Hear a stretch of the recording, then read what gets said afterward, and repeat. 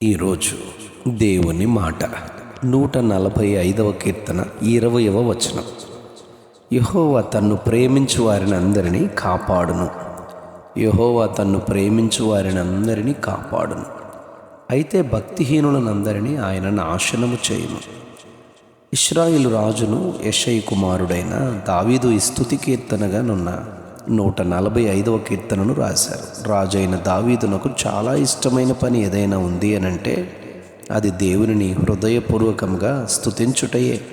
ఆయనను సితారా వాయిస్తూ ఆరాధించడమే. ఆయనను ఎంతో అధికముగా ప్రేమించిన వానిగా దావీదు ఉన్నారు. ఆయన ధర్మశాస్త్రమును అనుసరించి ప్రవర్తించేవానిగా ఉన్నారు.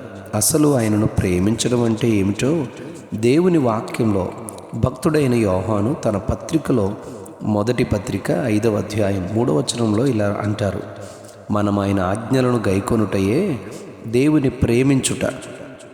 ఆయన ఆజ్ఞలు మనము నెరవేర్చలేనంత భారమైనవి కావు అని చెప్పారు.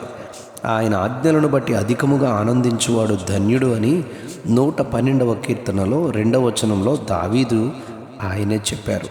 ఈ కీర్తనలో ఉన్న 10 వచనాలలో కూడా ధన్యతలు, ఆశీర్వాదాలను గూర్చి ఆయనను ప్రేమించే వారికి, ఆయన ఆజ్ఞలను బట్టి ఆనందించే వారికి ప్రభు వాగ్దానం చేసిన వాగ్దానాలన్నింటినీ ఎన్నో విషయాలను వివరణాత్మకంగా చెప్పారు. న్యాయాధిపతుల గ్రంథం 5వ అధ్యాయం 31వ వచనంలో ఆయనను ప్రేమించేవారు బలముతో ఉదయించు సూర్యుని వలె ఉంటారు అని దేవుని ప్రజలు పాడి ఆరాధించారు. 5వ కీర్తన 12వ వచనంలో నీ నామమును ప్రేమించువారు నిన్ను గూర్చి ఉల్లసింతురు అని చెప్పబడింది. దేవుని ప్రేమించడం అంటే లోకంలోని చెడుతనాన్ని అసహించుకోవడమేనని, వారి ప్రాణములను ఆయన కాపాడుచున్నాడు అని 97వ కీర్తన 10వ వచనంలో చెప్పారు. జ్ఞాని అయిన సొలొమోను సామెతల గ్రంథం 8వ అధ్యాయం 17వ వచనంలో నన్ను ప్రేమించు వారిని నేను ప్రేమిస్తున్నాను అని దేవుని యొక్క హృదయాన్ని, ఆయన వాగ్దానాన్ని గురించి చెప్పారు.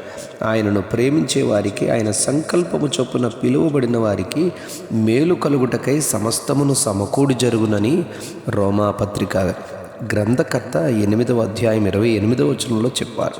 అపోస్తులుడైన పౌలు మొదటి కొరింథీ పత్రిక 2వ అధ్యాయం 9వ వచనంలో దేవుడు తన్ను ప్రేమించు వారి కొరకు ఏవి సిద్ధపరచునో అవి కంటికి కనబడలేదు, చెవికి వినబడలేదు, మనుష్య హృదయమునకు గోచరము కాలేదు అని వ్రాయబడింది. అపోస్తులుడైన యాకోబు మొదటి అధ్యాయం 12వ వచనంలో ఆయనను ప్రేమించిన కారణంతో ఏమైనా శోధనలు ఎదురైతే ఆ శోధనలో ప్రభువు కొరకు జీవించిన ఎడల, శోధనలో నిలిచిన వాడైతే వానికి ఆయన వాగ్దానం చేసినట్లే జీవ కిరీటాన్ని వారు పొందుకుంటారు అని చెప్పారు. ఆ పరిస్థితుల్లో ఆయన వారిని కాపాడును అని 2వ అధ్యాయం యాకోబు పత్రిక 5వ వచనంలో తన్ను ప్రేమించు వారికి తాను వాగ్దానం చేసిన రాజ్యమునకు వారసులవుతారు అని చెప్పారు. 31వ కీర్తన 23వ వచనంలో యెహోవా భక్తులారా మీరందరూ ఆయనను ప్రేమించండి, ఆయన విశ్వాసులను కాపాడును అని చెప్పారు. తాను ప్రేమించే తన భక్తుల పాదములను ఆయన కాపాడునని మొదటి సమూయేలు గ్రంథం 2వ అధ్యాయం 9వ వచనంలో చెప్పబడింది. 2వ దెసలోనికులకు రాసిన పత్రిక 3వ అధ్యాయం 3వ వచనంలో ప్రభువు నమ్మదగినవాడు, ఆయన మిమ్మును స్థిరపరిచి దుష్టుని నుండి, దుష్టత్వము నుండి కాపాడును అని చెప్పారు. అవును, ఈరోజు మన ధ్యాన వాక్యం ప్రకారం యెహోవా తన్ను ప్రేమించు వారిని అందరినీ కాపాడును అని చెప్పబడింది.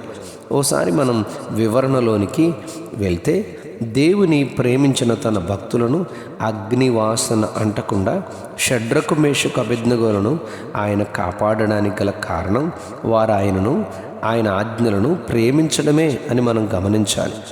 దానియేలు గ్రంథంలో దానియేలును సింహముల నోట పడకుండా, అవి ఏ హానియు చేయకుండా వాటి నోళ్లు మూయింపబడడానికి కారణం దేవుని ప్రేమించిన దానియేలు ఏ దేవుణ్ణి ప్రార్థించక కేవలం రాజునే సేవించాలి, రాజుకే మ్రొక్కాలి అన్న శాసనం మధ్యలో ఆయనను ప్రేమించి ప్రార్థించి ముమ్మారు ఆయన సన్నిధిలో చేరి మహిమపరిచిన కారణమే అని మనం గమనించాలి. అవును, ఆయన పైన మనకున్న ప్రేమయే, భక్తియే మనలను కాపాడుతుంది గనుక దేవుని ప్రేమించు వారిగా, ఆయన కట్టడలను ఆజ్ఞలను గైకొను వారిగా ఉండడం మనం చేయాలి, నేర్చుకోవాలి. తన భక్తుల ప్రాణములను కాపాడును అని 121వ కీర్తనలో చెప్పబడింది. 34వ కీర్తన 20వ వచనంలో వాని ఎముకలన్నిటినీ కాపాడును అని ప్రేమించే వారిని గూర్చి, సమూయేలు మొదటి గ్రంథం 2వ అధ్యాయం 9వ వచనంలో భక్తుల పాదములను కాపాడునని చెప్పబడింది.